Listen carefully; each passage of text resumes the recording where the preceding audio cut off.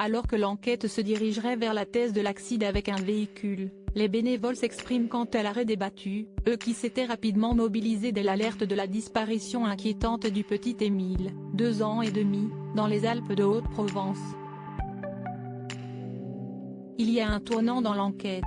Un dispositif de recherche plus ciblé et sélectif est mis en place depuis ce mardi 11 juillet pour tenter de retrouver le petit Émile, disparu il y a plus de 48 heures dans le Vernet, un hameau des Alpes de Haute-Provence, après l'arrêt des battues infructueuses. La thèse de l'accident avec une voiture ou un tracteur est désormais privilégiée, d'après les informations de la Provence.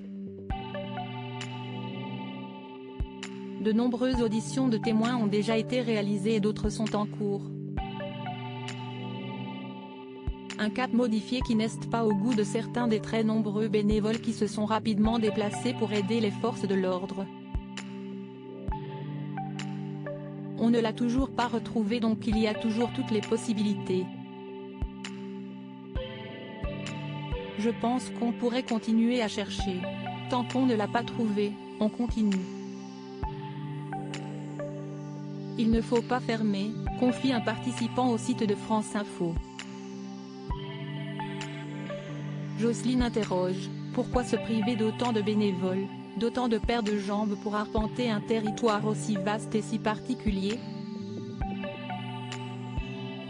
Plus on est à chercher, mieux si est décourageant de dire qu'on ferme. Ils ont peut-être raison. On n'a pas à juger. Une autre bénévole confie à la chaîne d'info publique, si le procureur a décidé de clôturer les recherches, lundi soir, si est qu'il y a des raisons, si est peut-être plus qu'une disparition. Sur BFM TV, un autre ne cache pas être dégoûté, lui qui tenait tant à retrouver l'enfant disparu dans une zone montagneuse, mais il assure toute sa confiance dans les autorités et dit respecter leurs décisions. Un autre type de recherche en cours à partir de demain matin, le site sera fermé à toute personne étrangère au bourg, a indiqué Rémi Avon, le procureur de la République de Digne-les-Bains. Un autre type de recherche va commencer, basé sur la scientifique.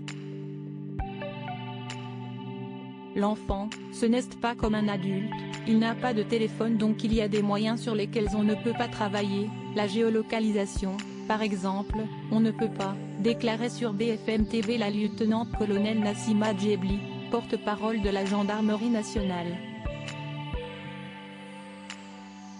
La téléphonie peut apporter beaucoup de choses, assure à la même source le général François Daoust, l'ancien directeur de l'IRCGN et du pôle judiciaire de la gendarmerie.